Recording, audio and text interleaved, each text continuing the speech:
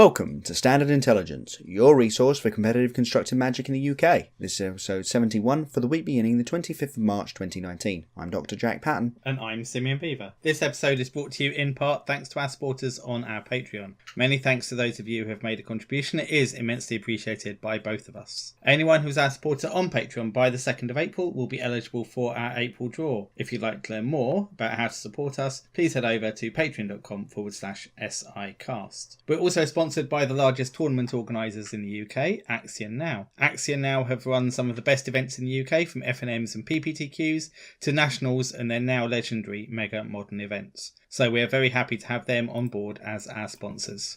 Exactly, Simeon, and apart from being at the centre of a community of Magic players of all skill levels, they also sell singles, sealed product, and all the equipment you could need to play tabletop Magic. Head over to axionnow.com to find out more. With that, let's get right into the news for Magic this week.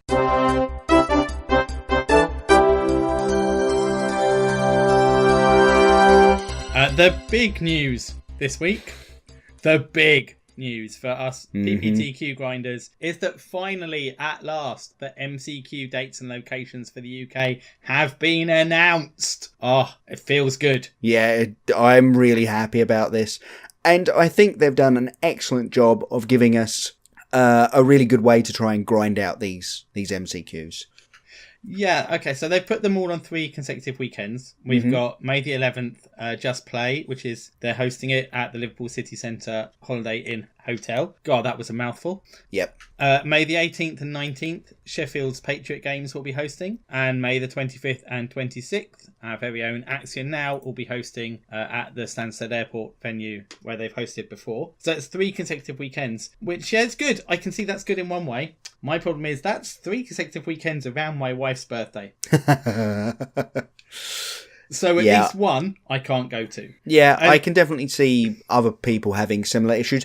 But what it does mean is that the likelihood of having all 3 weekends knocked out is lessened, maybe? I guess the only way that can happen is if you do a job where it becomes very, very busy at certain times of the year and you don't have that. In summary, the first 3 weeks of the season that it could possibly be, we have events. Yep. Which is great. There may be some more within the season. We don't yet know because there hasn't been an official Wizards, here's the whole list given out. It's that these individual stores have been allowed to announce that they have those events coming up, presumably so they can get some idea of numbers. It's good to know that the Axion and the Just Play ones are both being held in a hotel, so they should allow quite large fields. Yep. I don't yet know about Patriot Games, whether that's at Patriot Games or in a... I don't think they've announced it fully yet. They just wanted to point out that they've got them. Yeah. Oh, I do think I saw something somewhere where they said it's not at the store. Oh, okay, possibly. In response to a tweet, I think. So that's really great news. So brilliant to know that we're going to be back on the train. Even if you can't make all of them, make at least some of them. Yeah, exactly. That's definitely. And we don't yet know what formats these are, which is that's another thing to be noted. They haven't actually told us whether they're going to be, limited, standard, or modern. Have been the choices over the last few years for PPTQs. Who knows? Maybe the stores or TOs get to choose themselves what they want to run. So that would suggest to me there'll be more modern than there would be standard for the UK. Yes, exactly. With modern being as popular as it is, but we shall see. We shall absolutely see. In other news, there is other news as well, not just that big announcement. So in other news, the London Mulligan that we spoke about previously will actually be coming to Magic Online on all formats between April the 10th and May the 1st. This is partly to give the Mythic Championship competitors a chance to actually, test with these rules across an extended period. And also, I imagine it will give Wizards a little bit more feedback over a broader array of events and, play level. A huge amount of feedback. Especially if things Magic like Vintage and Legacy, the number of games of those that are played on Magic Online is massively more than the number of competitive events that will be on Wizards Event Reporter, for instance. Yeah, exactly. So this is really interesting, and it shows that he's really considering this rules change. So I wouldn't be surprised that as long as we don't see something completely broken come out of either this testing or the Pro Tour, we will be swapping over to the London Mulligan, which will be quite cool. Simeon. Yeah, we also have had a new website announced, which is MTG Esports, which is where they are going to have all the information about the Mythic Championship, Mythic Invitational, Grand Prix, and the top 32 MPL players. You can go and find out now, see their profiles, see who's playing on Twitch at the moment, and so on. Yeah, it's really highlighting those players that are involved in the high levels of the competitive scene, and I think that's a really good thing to have going forward. The website's also pretty useful and pretty slick as well, so I think this is a really good design, and I'm really glad to see that Wizards aren't just, taking these 32 players and going, okay, well, you've got a stream and that. They're giving a lot of support, and hopefully some of that will also go towards other competitors in events that have done well at, say, the Mythic Championships and so on. Yeah, it also shows you where they're standing where they are in the standings at present, which was interesting. Of course, we've only had one event, so there's lots of people at equal standing. But as we go through the year, that's going to become more, if there is a race develops, it will become very clear from that. Yeah, absolutely. Another piece of news. There was lots of news coming out of Wizards this week. Yeah, a lot of news. There's an arena update coming. I think by the time this is released, the arena update will be here. Yep. You will be able to get different sleeves. So not card backs. They're not changing the card back. But you will be able to have sleeves. That's a bit I love. I think that's going to be fun. I'm going to have to end up with some sort of sleeve of some kind. Card styles, they've called it, that they're getting. In other words, it's like a foil, but it's not. It's a sort of a 3D type image that moves in and out on the card. Yeah, it's a really nice perspective trick that they've used there. It almost looks like the card is a window into a location as opposed to having paint on a card. It's really quite cool. It is. That's one thing I've gone, I don't really want that. I don't care. But that's me. That's fine. It's like on Magic Online, I didn't care about having foils. I turned the foiler off. So that's probably just me on digital games. They're also going to have, you can get different avatars. I think that, was it Angrath and someone else who were the avatars in the beta? In the beta, yeah, I forget who the second one was. But they'll be available for a small amount of gems. And yep. You're going to have practice bots. So you'll be able to play a game against a bot to practice a deck, which is amazing. Yeah, depending on what level you're looking for. If you're I would quite like to just goldfish this, or if you're actually looking for a computer to play a semi-reasonable game of Magic.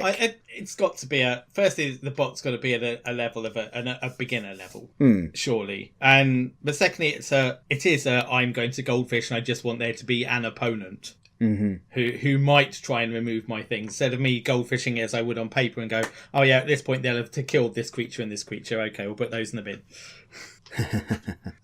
Also changes to the starter progression. Yeah, is going to happen. So obviously, if you've played any arena, you'll know that you have to play once each day for the first 5 days to gain 5 decks, and then once you've finished off your 5th day, it gives you 5 new decks as well.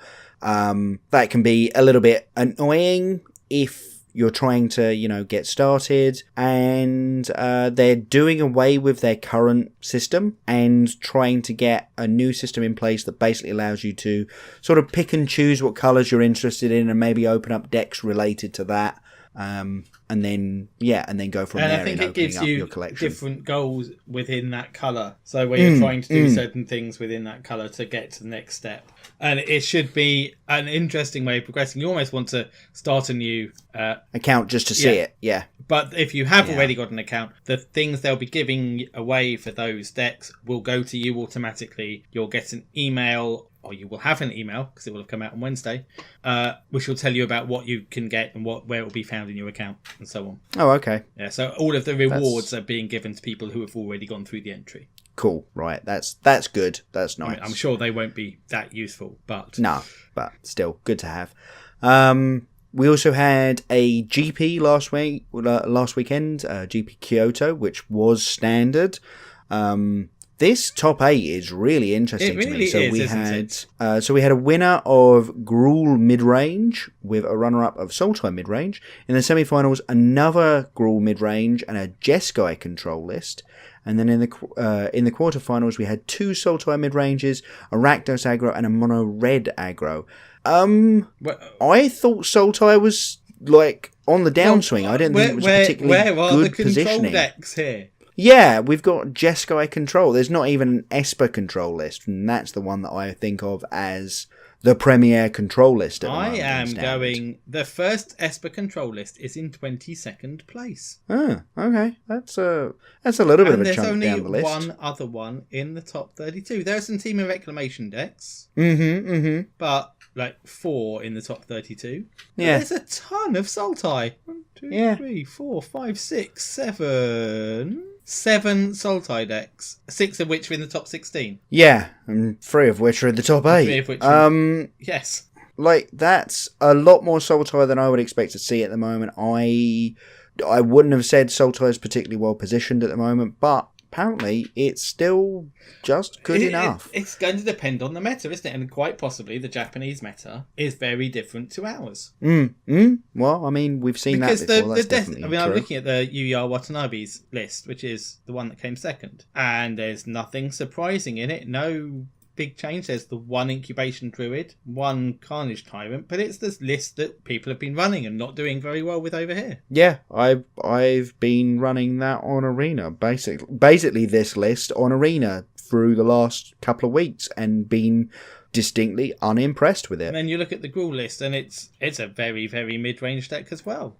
And again, very similar to lists that I've been running. But this is it's the not Status Statue list in the sideboard. This is the Jund, essentially. Well, except it's got no black mana available to it. It must have black mana somewhere. Nope. It's running the exact mana base that I've been running on Arena. Okay, in fact. So it can run a black mana if it was a creature. Yeah, exactly. If it was a warrior, but it's only there for status. It is only there for status. But when you've got both Chain Whirler and Skargan Hellkite, I think that makes it a lot more useful. Yes, fair.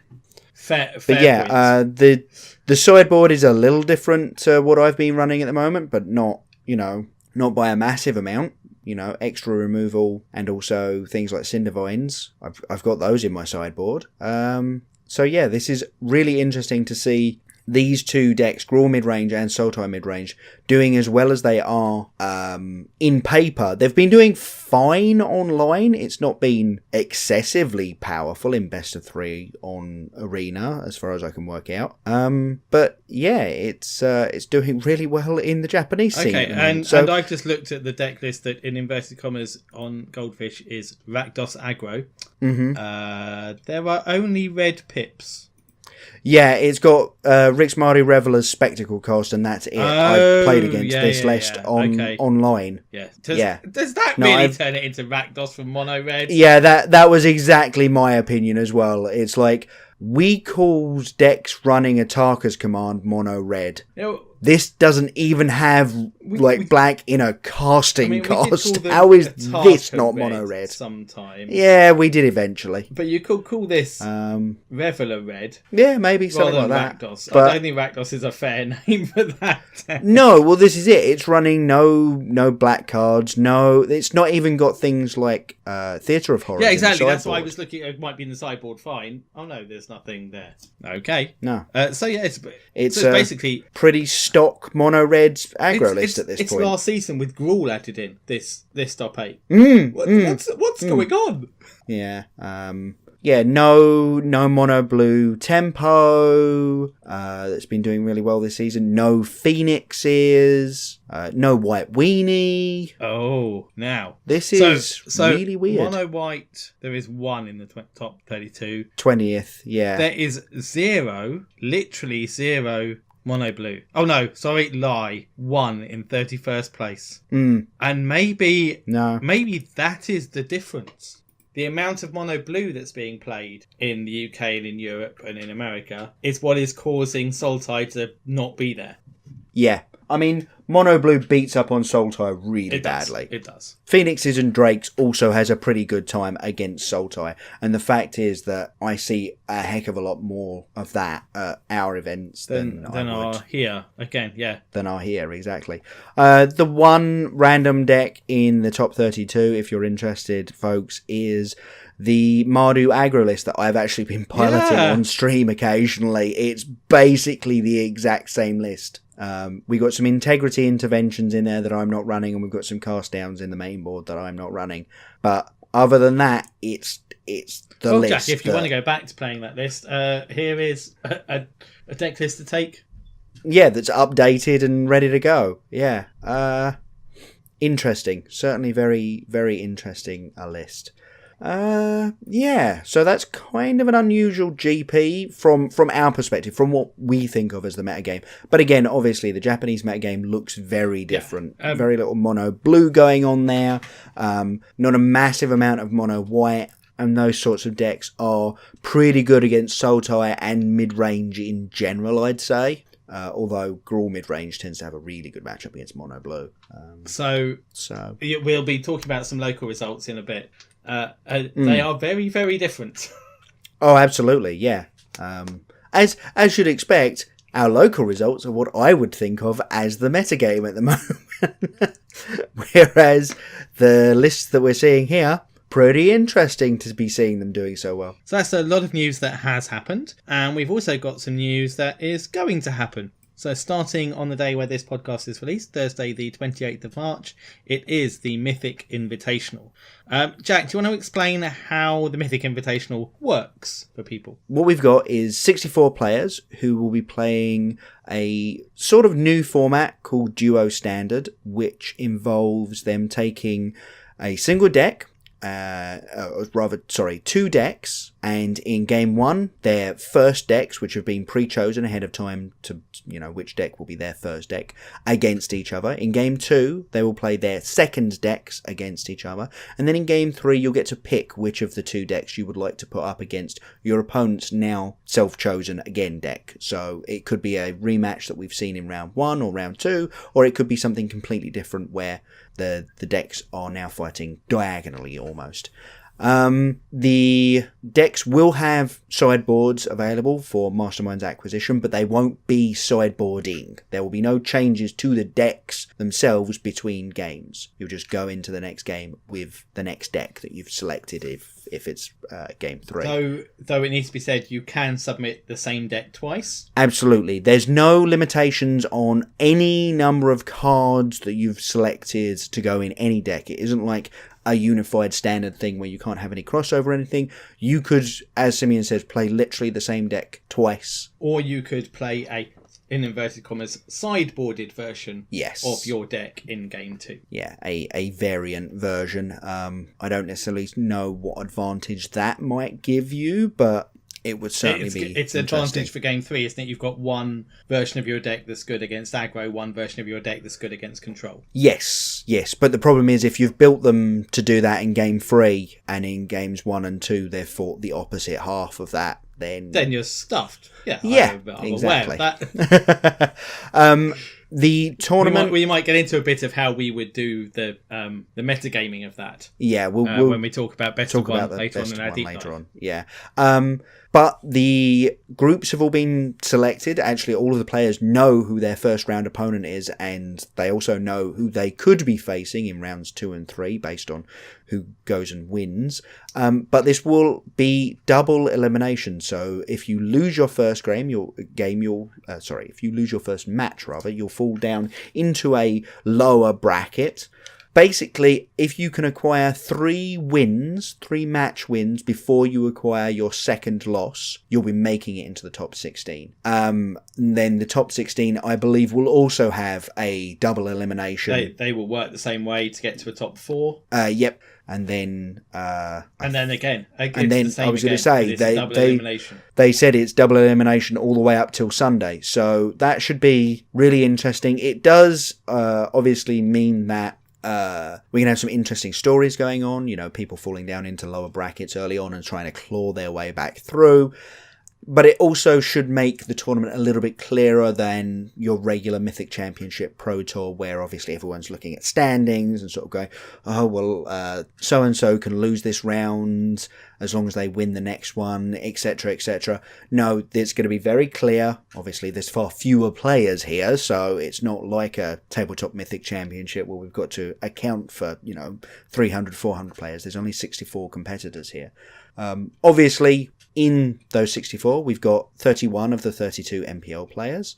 We've then got 8 players who managed to make it to the top 8 in last month's arena season, which is an incredible feat. I believe anyone would agree with that. And then I definitely agree. Yeah. And then the last, what does that make it? 25 players are streamers and community members that have made an impact, but are all in and of themselves pretty reasonable Magic players. I do have to say they picked their choices for who was coming to these relatively well, as far as I can work out. The players who a lot of people sort of went, why are they not in the MPL? Many of them are now on this list of this invitational. Yeah, it includes all of the Pro Tour winners that weren't in the MPL. All of last year's Pro Tour winners. So the 3 who won the Team Pro Tour and Andrew Ellenbogen, who won the last Pro Tour.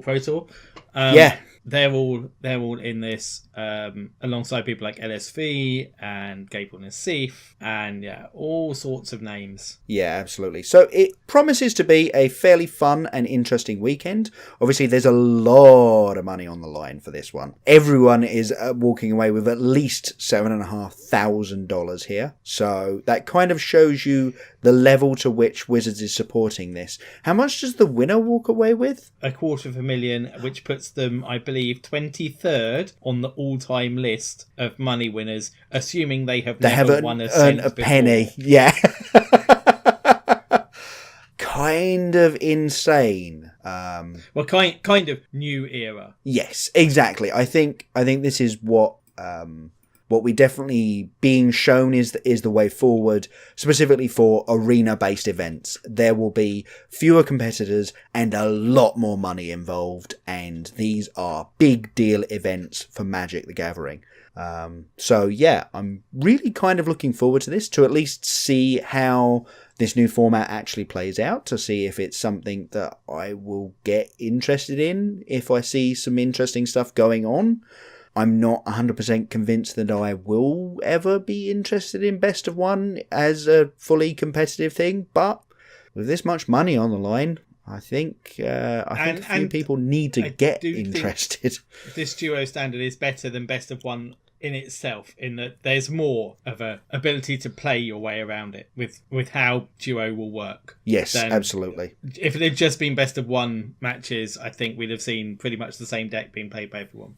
Yeah, I think that's probably true. That is probably true. One thing we haven't said is that they've been split into 4 groups, and Group A will be playing Thursday morning, Group B Thursday afternoon, Group C Friday morning, and Group D Friday afternoon. So if there's your particular favourite player in there, in any one of those groups, you know when to be watching for them. Yes, so I'm pretty hyped to be watching on Thursday morning. Obviously, we've got Autumn playing on Thursday morning. Thanks. Well, it's 2:00 in the afternoon, our time, I believe, is their start time. So we will be watching as much of the tournament as we can and reporting back next week, I imagine, on what we thought of it and how everything went. Shall we move on, though, for today to some local results? So we do have some results from a local tournament. We had a qualifier held at Geeks and Gamers. Now they're holding approximately two qualifiers every month to enter into a tournament at the end of December. In December at the end of the year, where the winner will walk away with £1,000. So you win one of these qualifiers, you get qualified for a tournament where there are going to be, only so many competitors, because they're looking to have, I imagine it'll be something like 16 competitors at this point, if they're having 2 qualifiers every month until December. And from those 16, you get to walk away with £1,000. Yeah, 16 or 18, depending upon... Yeah, it's probably going to be 16, because I imagine August there might be a drop-off. Something like that, a huge thing. Not only that, top 8s all win a box. at the qualifier events. Yeah, these are not small events, and it's really great to see something like this coming out from a store. So yeah, and I hope it is incredibly successful. I think this one was. They had 53 players, so that's a decent number. Yeah. And we got a meta breakdown. There's been a tournament report done already on it, and we've got the top 8. So utterly different to the Japanese top 8. To the Japanese top 8, yeah. The winner of this event was Esper Control. The runner-up was Esper Control. Semi-finals, Azorius Aggro and Team of Reclamation. And then in the quarterfinals, Team of Reclamation, Mono Blue Tempo, Esper Control, and a Jeskai Control list. Yes. And that's a really interesting Jeskai Control list as well. It is. We just haven't seen Jeskai Control anywhere for forever. No, very true. It's fallen off a little bit because obviously its go-to early way of dealing with the board in Deafening Clarion was massively outstripped by Kaya's Wrath. So we see, the Jeskai lists falling off. But you know what's still a really good Magic card? Niv Mizzet? Niv Mizzet, Parun. Yeah, that's still a really powerful Magic card. And it still gets to play the same basic win cons as the Esper list in Teferis as well. So, still just playing these really powerful cards. But it gets to play more in the way of varied removal, I think is that's a what fair this way deck of putting it. is getting out of this. You've got Justice Strikes and Lava Coils and Blink of an Eye, and they can all deal with Blink of an Eye. Is obviously its flexibility is very powerful, and while you could get that in the Esper list, they don't seem to ever play it. It just doesn't seem to happen very often. But I don't know. It feels like you're giving up a lot. Thought Erasure is a heck of a Magic card. Although that being said, we've obviously seen a distinct drop off in the use of the things that actually require that. Those being Hydroid Krasis. Yeah. Hydroid Krasis isn't doing as well at the moment. In fact, if we look at their metagame breakdown, we actually see that there were only 4 Sultai mid-range lists in the room out of 53. That is a massive drop-off, right? I think 2 months ago we'd have expected at least double that number. Oh, at least double that number, yes. Absolutely. And possibly 12. It is interesting to note that none of the decks took more than 15% of the meta. Yes, absolutely. The highest percentage of the meta was Esper Control, which I think just shows that a lot of people understood where the metagame was. I think Esper Control, an excellent position deck at the moment. Yeah, and especially with the second deck being Mono Blue Tempo, Esper Control is really good against that, as we almost saw at the Mythic Championship, but not quite. Yes, yeah, absolutely. I think that matchup is still very close, so, picking one way or the other is probably pretty good. And Mono Blue Tempo, I don't know, it still feels like people haven't necessarily adjusted to it as much as they could have. Esper Control is probably the only deck in the field that feels like it's really holding it up out of the fields that we've got shown here. Team of Reclamation is a bit soft to Mono Blue because obviously Mono Blue gets to run all of these counter spells, and yet 2 of the 4 made top 8. So that's kind of interesting. I think it kind of just shows how silly and busted Wilderness Reclamation is. Don't get on that horse again.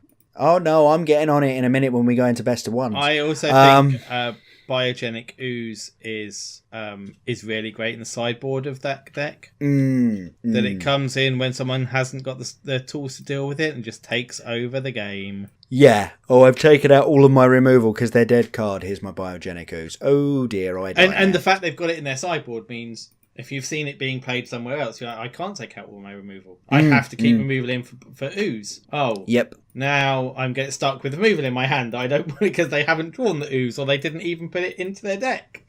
Yep. This is the problem with playing mid-range decks. So a very control heavy top 8. Very control heavy top 8. Yes. Do we think that would be normal? If we were still getting 3-4 sets of results every week, would we think that was a normal thing to have happened this week? I think so, yes. We've got 4 control decks in here, one of them Jeskai, which is, as I say, still a little and Team odd of to Exclamation, I'm going to call a control deck as well. I know it's a pretty control-y deck. I know it's a combo deck, but essentially it's control. Well, yeah, it's control with a combo kill in a lot of cases, isn't it? So where would you go to counter this sort of meta? I honestly haven't got a clue. So obviously I've been running my Selesnya tokens, which is very similar to White Weenie and aggro decks and the such, and we're just not fast enough. Obviously Selesnya tokens is a little bit slower than your average White Weenie deck, but even then, Team of Reclamation still murders that deck. It absolutely destroys it.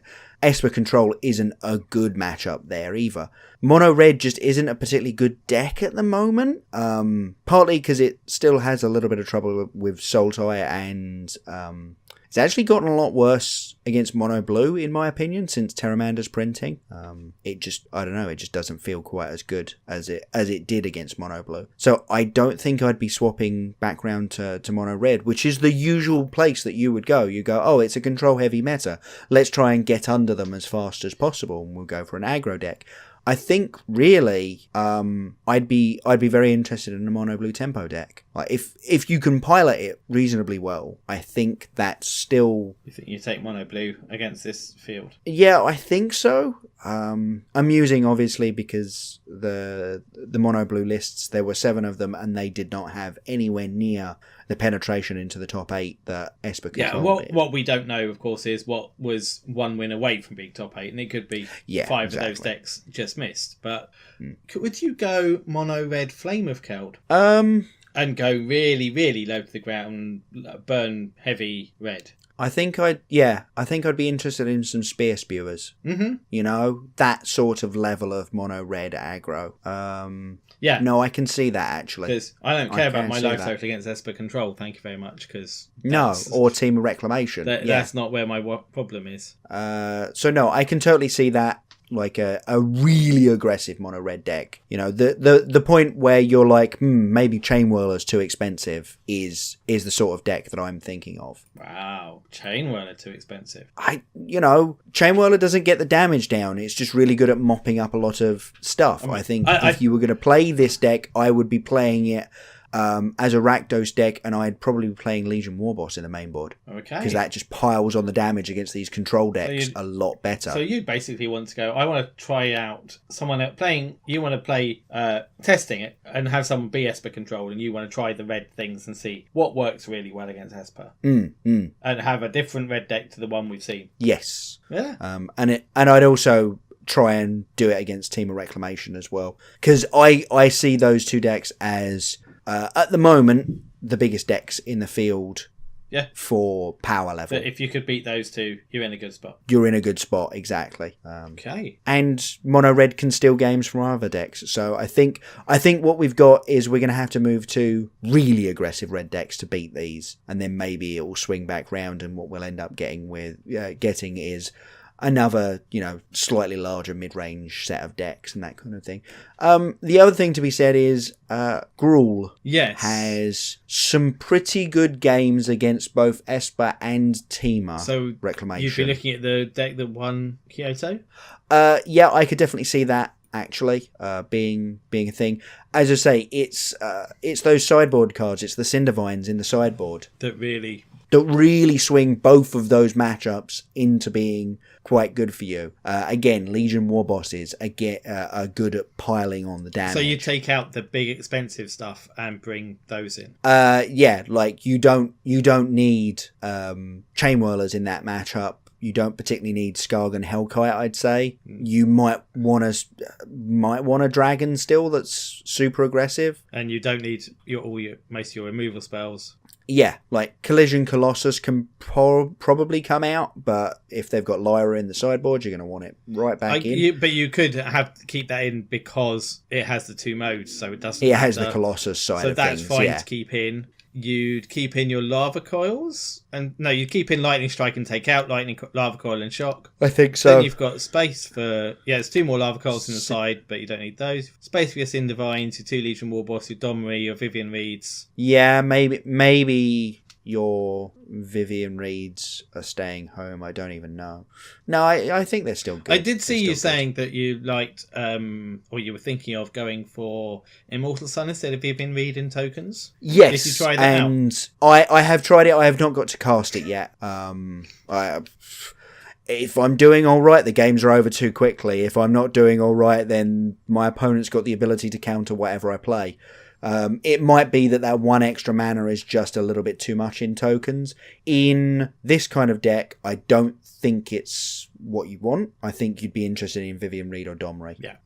It's the problem with tokens is Vivian Reed doesn't hit a lot of your really powerful stuff. No, it doesn't. But what it does do is kill their flyer, which... Yes, that's definitely the advantage of Vivian there. You are, of course, currently running 2 Vivians instead of 1 because you weren't running the Ajani's. Any Ajani's. And to be fair, I'm not even certain that Ajani is particularly good. I'm not 100% convinced Ajani is what you want either. At least not in a pure mono whitelist, because obviously the mono whitelists are running enough creatures in a mono. that your -2 gets them back. Whereas in tokens, you can definitely have had a game where it's only been token producing things and no real creatures. So your Ajani's minus is doing nothing, and if your opponent's just wrathed you, you're ticking your Ajani up and going, well, I hope you don't find a Vratic Contempt before I ultimate. That's where you're going, I don't really want to play Ajani because it isn't doing anything. No, exactly. You want a Ajani -2 him. Yeah. Okay, so let's move on to a quick deep dive. Best of 1. So basically, me and Simeon have both had to do this via watching other people's streams at the high levels because I don't want to risk my 90-odd% mythic position on a format that I don't understand. So, as stated before, I've been watching a lot of BBD, keeping up with what players like Wyatt Darby are doing. And I think what we both agree, Simeon, is sort of what we expected from the start, and that is linear strategies. And it's not necessarily linear aggro, it's linear strategies are the best plan. The Esper, I don't want to give it BBD's name. Please don't. The Dovin Acuity. Tap out control. The Dovin Acuity deck. Is that linear, really? Yes, that is I'm going to kill literally every creature. That is a linearly controlled deck.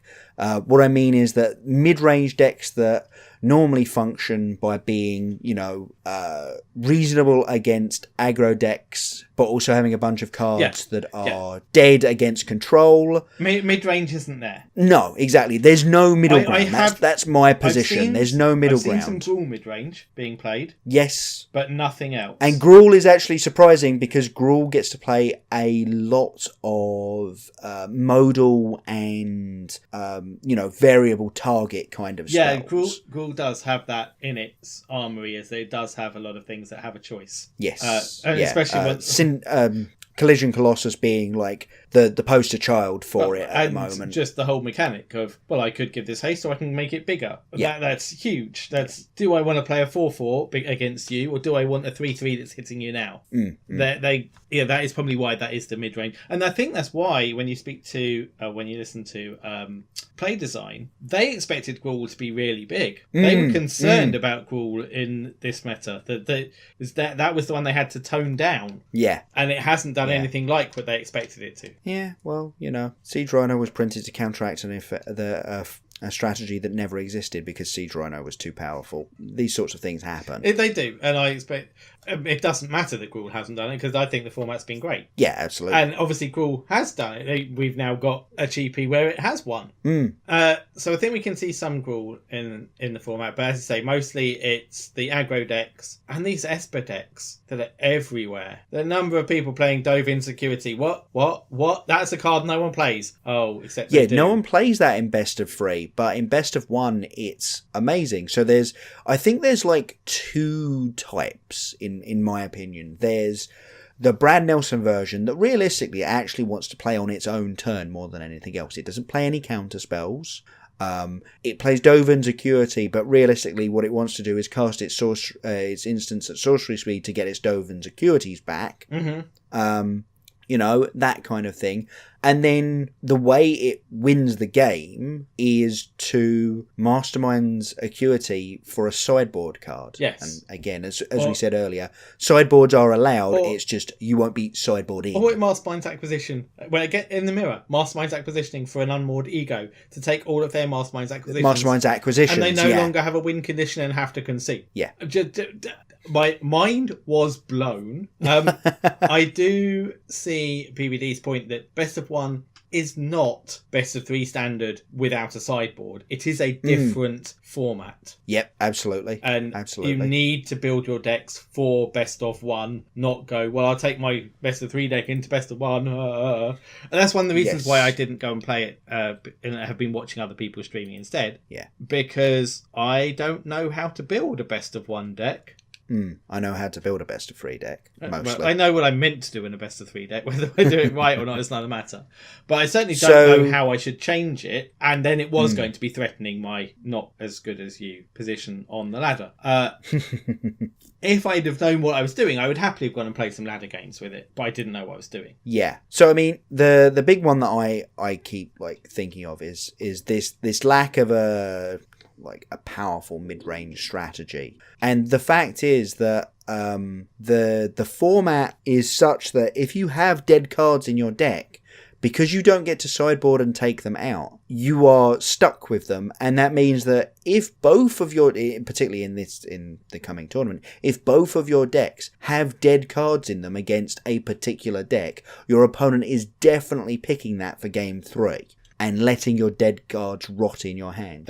And in this instance, it means that control decks do really well against any deck trying to kill other creature decks. And because most of the other good decks are creature decks, mono red, mono white, mono blue, and mono green, in fact, has seen a lot of play in best of one. Because so many people want these removal spells, as soon as your removal spells become dead, you're suddenly losing a lot of value out of your mid-range decks. So do you think everyone was going to have an Esper control deck of some kind? So I don't think everyone's going to be running an Esper control list, although I wouldn't be 100% surprised.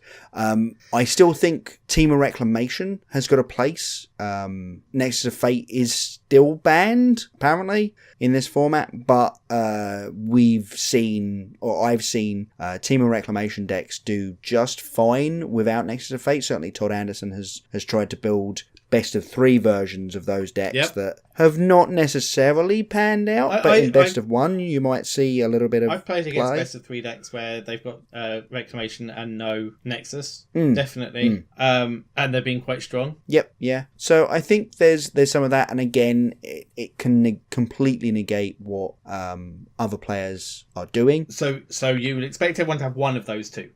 Yes, and then I would expect a lot of people to have one of those and then one normal single-coloured list that... single-coloured aggro creature list. Yes, yeah. That's just proactive, and it doesn't want to play any removal spells to have those removal spells become invalidated. So do you want that list to be blue, because then you've got negates and things in there to undo your opponent's control decks that you're expecting to hit 50% of the time? I'd be very interested in it, but it should also be said that a lot of those decks just have really good nut draws. So sometimes, certainly in this format, this is actually something that BBD has pointed out, because of the hand smoothing stuff, you get to keep a lot more hands. And again, because of the hand smoothing stuff, you also get to play these 19 land aggro decks and have a reasonable likelihood of drawing 2 of those lands and being able to and being able to just get out your game plan and do exactly what you were planning on doing. So that means that you get to keep a lot more 7s, and if you've got a lot more 7s, you've got a lot more chance of getting the best possible draws in your deck, which just go off and kill your opponent before turn 5. Blue does that as well as... Yes, absolutely. So I can definitely see an argument for mono blue being one of those choices. Though I will say, I feel like mono blue tends to be slightly slower than a lot of these other decks. So what you may end up with is the aggro decks, the other coloured aggro decks, the white and the red ones, will have a better game against the mono blue lists, and maybe the mono blue lists beat out the mono green lists. Okay, so and then the control lists. Let's say you're not overly good at control. Uh-huh. Oh, you can just take 2 aggro lists. Would you take blue and red and play the blue one in game 3 because that's the one that has the best chance against your opponent's control deck? Probably, yeah. And just always pick blue for game 3? Unless your opponent has played 2 other aggro decks. Yeah, I think so. Yeah, I think that would be my starting point for trying to observe the format. So that's where we think. So you and me, we think we'll be at that sort of position. We probably have Esper control and an aggro deck. Yeah. How do you counter that? What's the next step? What's the next level? I don't know. I think it actually comes down to your builds of those sorts of decks. The aggro deck and the invalidating deck. If you want to look at it that way, like the deck that puts creatures on the battlefield and turns them sideways or burns your opponent's dome, and then the deck that doesn't that preys on those decks. Yeah. And the problem is, I don't know what the deck is that preys on the mono blue control list. On the Esper control list. It might slash Team of Reclamation sort of control. It might be that actually the next step up is the mono blue list again, and then that loses to the aggro lists and so on in that line of things, in that like rock paper scissors. Do you think there's a build of tokens, for instance, that could do that? I think the mono white list is the best version you're going to get in best of 1. So, but if you add green, you can add things like Night of Autumn. You can have some of those split card things. And I don't think the game 1 tokens list that we've been playing would work. But is there... You'd have it like almost pre-sideboarded for an aggro deck. I think so. And as you say, Night of Autumn at least isn't a dead card against control decks. So sideboarded against aggro. You make it a 4/3 or you blow up a Reclamation or a Search for Azcanta or something. Exactly. Sideboarded against aggro, but where you're not playing things that are dead against control. And you're not... you're therefore probably not playing March at all. Because it tends just because you sideboard it out so often. Come out against everything. I can see that. I could see that. The thing that I will say is, this is interesting theory crafting, but the thing that I will say is, the hand smoothing algorithm doesn't fix your colours. It doesn't. It just fixes the number of lands in your hand. Which so is why if we were to look at 2 hands in a Silesia tokens list, and one of them has a Temple Garden and a flower, and the other one has 3 lands that are all forests, we know that the better hand is the Temple Garden flower hand. The algorithm goes 3 lands is closer than 1 land the algorithm, in general. The algorithm doesn't do that. The algorithm leans towards... Well, yeah, it leans towards it. Both of those, your land count is an average of 2. Well, yeah, okay then, fine. So the other one is 2 forest, and all 5 drops. Yeah. Or flower, Temple Garden, and a 2-drop. Bunch of 2-drops. And just a 2-drop. We know which of those 2 hands we'll take, and it's the one that is least likely to be chosen by the algorithm. But that's how the cookie crumbles, isn't it? Yes, but to a certain degree, if you go for a lower land count, and as I say, 19 works out to be an average land, 19, 20, 21. 19 gives you 2 lands. Exactly. And what you do is you slant your deck, your construction of your deck, and you just put in a bunch of 1s and 2s. What you end up with is a situation where you're going to flood less, you're going to draw more gas because there's more gas in your deck, Yes, but because of the hand-smoothing algorithm, what you've got is a better chance of being able to play Magic. Whereas our decks rely on a bunch of 5-drops, and what we want is to draw a bunch of land. I agree that there is more, in inverted commas, gas in your deck, but you've slanted your deck for that gas to be 1 and 2 drops. Yeah, absolutely. Like, So if you get to a late game, then your power level is definitely not there. The problem is, to get to the late game, someone has to put a bunch of cards that are dead against control in their deck. No, they don't. Yeah, they do. They need all the removal. No, you don't. You need things that you play that blocks shit. Okay, so you're saying just go for a bigger creature deck. The problem is, even a reasonable mid-range draw can still be outstripped by an aggro deck. Of course it can. Of course it can. And yes, the option is to try and go for a Sultai mid-range deck, and I can definitely see there being an argument for that, and you go, okay, against the hyper aggro, what I've got is my Wild Growth Walker Explore package. Got that sorted. Against control decks, those are still creatures that turn sideways, so they're not dead, but your removal spell is Assassin's Trophy. You take that back from being Sultai and turn it back into Golgari. I could see that. Do you need the Krasis and the Hostage Taker, especially with the hand smoothing algorithm thing, where being 3 colours is really bad unless you're control. Yeah, but I think you can do 2 colours with the hand smooth algorithm. You want a deck that wants 3 lands in its opening hand, because the chances of all 3 being only the 1 colour slim. Is smaller. Is not very slim. It's probably like 5% still. But I think that's where I'd be looking, is that you'd be looking at Golgari add a land, both Golgari and Selesnya. Add a land to be more likely to have 3 lands in my opener than 2. Yep. And have something in my deck that if I draw 10 lands, I have something to do somehow. I'm not sure what that is if I'm not playing March. In Selesnya it's March. In Golgari it's actually Sultai and you're playing the Krasis. Or is it something that's not being played, like the Lotleth Giant, is it? The thing that does damage by depending upon the number of creatures in your graveyard. That definitely works. Something huge that hasn't been normally played. Ooh.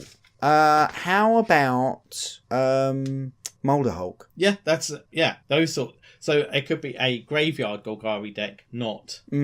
Yeah, maybe this is Izoni's time to shine. Yeah, you've got to sort of think, rather than thinking best of 3, change a couple of cards, it's a completely new strategy. It's a completely different beast, yeah. You almost need to build it from the ground up. I mean, I wonder whether we'll see people, because not many people have been sharing what they've been doing here. And there aren't big tournaments we can go and look and go, oh, look, this is what other people have been playing. How is that going to affect the meta? Da-da-da-da-da. Yep. It's no one's played this before. It's complete Wild West. Someone might come with something utterly unexpected. Yeah. And I could see myself going, if I'd have been there, going, well, there's no point me taking what everyone else is taking, because that is going to lose me the matches, but make me not look stupid because I've done the right thing. Yeah. Maybe it's better for me to do something very off the charts. And have a chance of spiking. And hope it works, because no one's expecting it and no one knows how to deal with it. Yeah. And no one has bought a deck that deals with it. Let's see. It could be very interesting.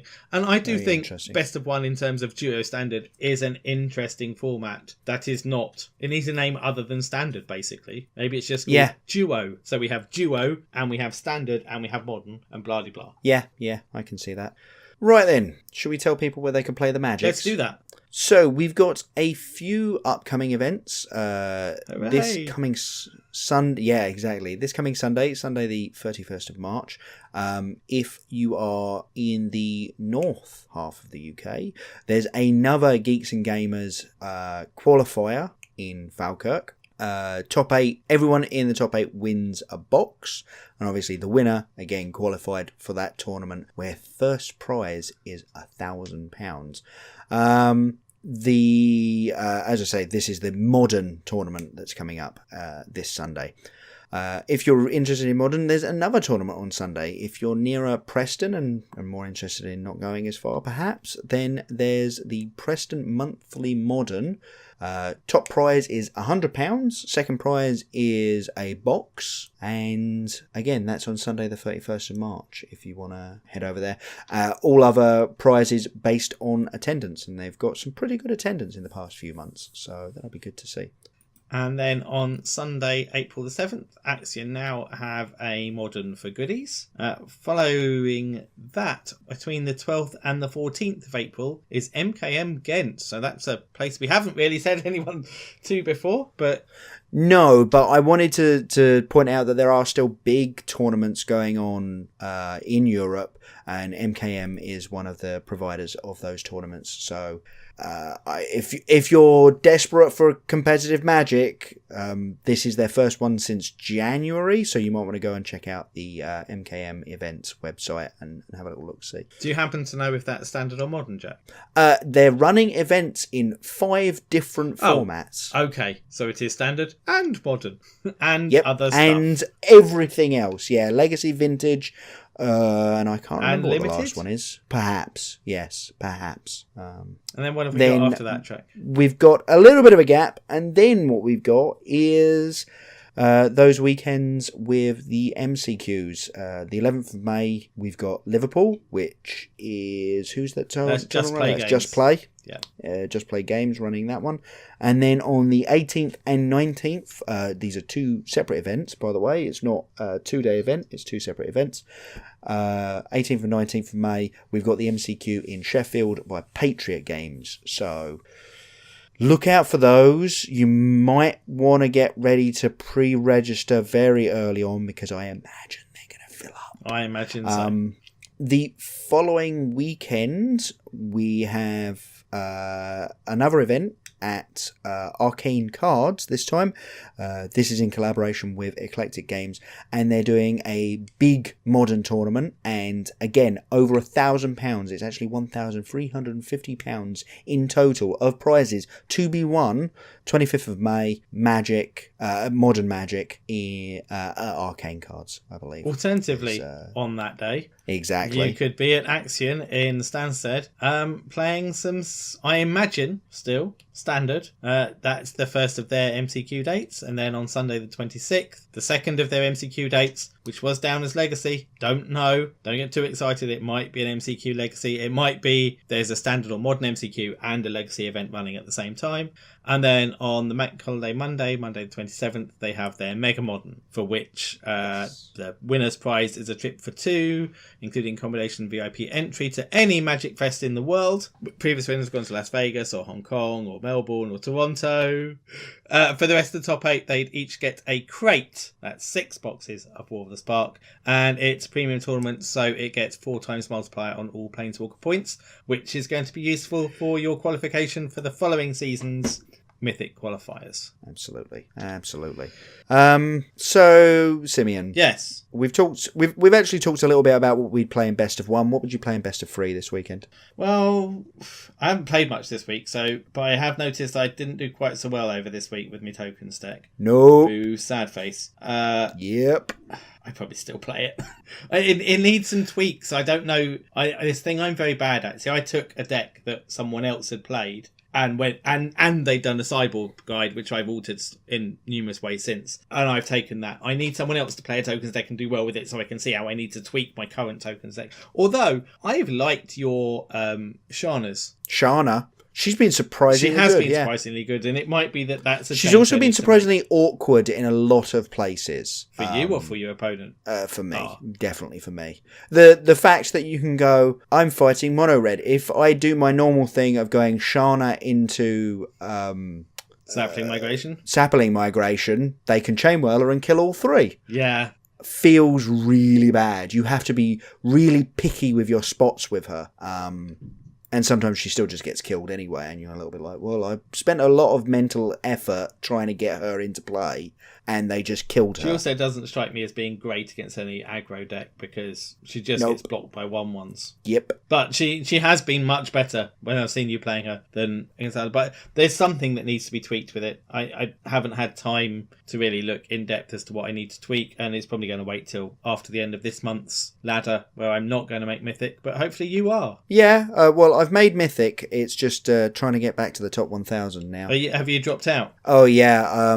I started today at 600. I hit 91% at one point. I went on a massive losing streak. I could not buy a win.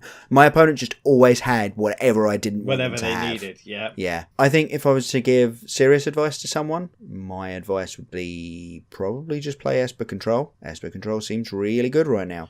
Probably. I could also see myself, if I have the tickets for it, playing this Gruul mid-range deck. That was the other choice I was going to say. Gruul mid-range is, I think, a really good position at the moment. A lot of what I'm seeing on Arena is Esper Control and Team of Reclamation, and the other half of what I'm seeing is this Gruul mid-range list, so might want to give that a bit of a go.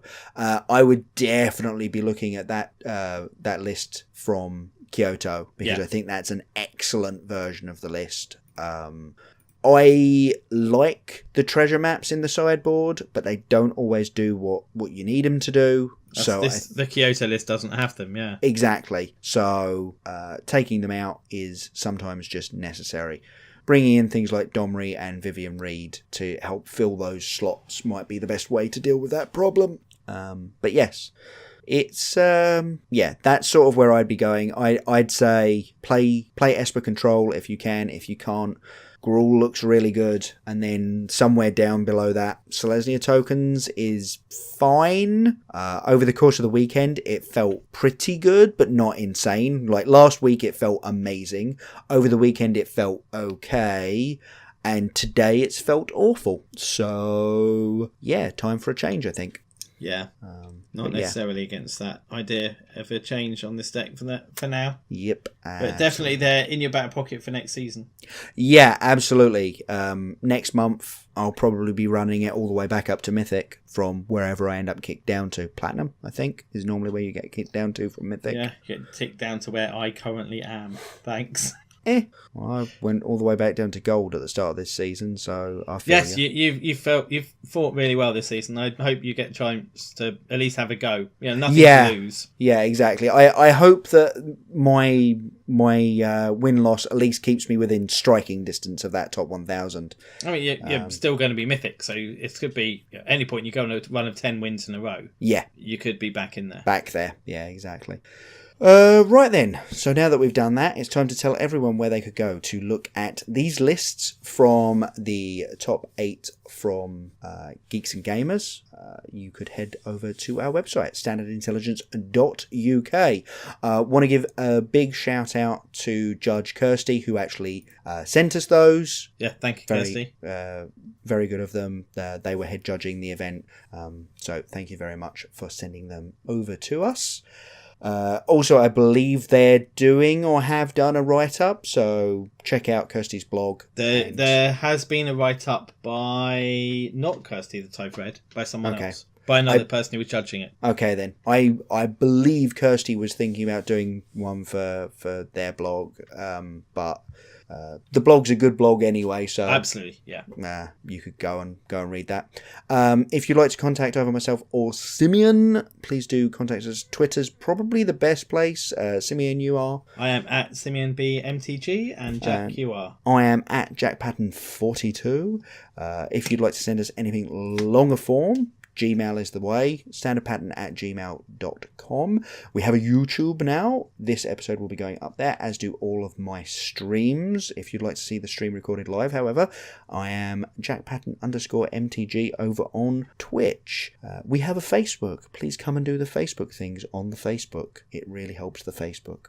But seriously, we put up a lot of information there, linked to some interesting articles.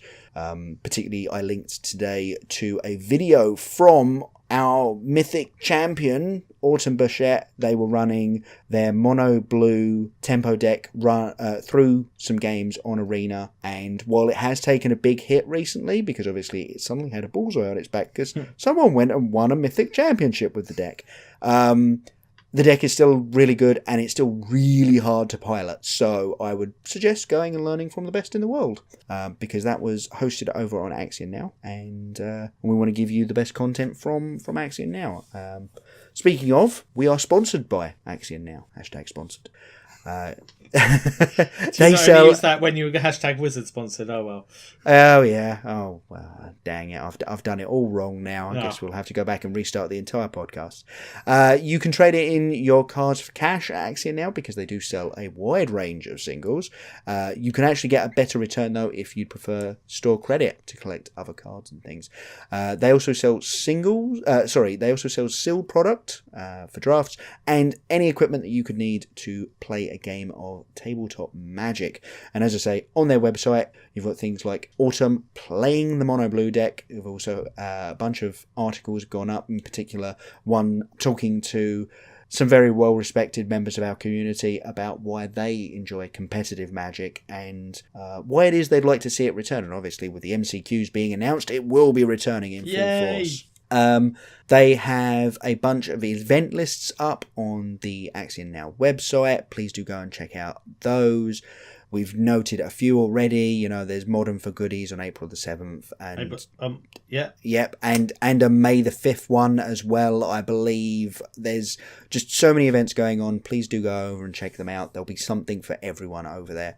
AxionNow.com. Go and check it out. We'd also like to again thank our patrons who really help us run this show and also send me useful messages. Thank you very much, Graham, for telling me about the MCQs being announced. Missed that today until one of our patrons went and poked me and went, you should check out the competitive page. And I only know it because I was watching Sahar's stream and she mentioned it. I'm like, oh, link, where? Let me find out. Yeah, exactly. We're really good at this, folks, at finding the news of the Magics. Well, it wasn't an announcement by Wizards, which just goes all over Twitter and so you know it easily. It was each of the individual stores were announcing it, and then eventually I found the place that they were all on Twitter. Oh, okay, fair enough. But yes, thank you very much to our patrons. Yeah, you folks really help out a ton, and it's really great to have you on board. If you'd like to learn more about supporting us, and obviously if you join up before next Tuesday the 2nd of April, you'll be eligible for the next draw of some Axiom Now store credit. So head over to patreon.com/SIcast to find out how you can help out. Thank you all very much for listening, and we will see you next time. Goodbye. Thanks for listening. Goodbye.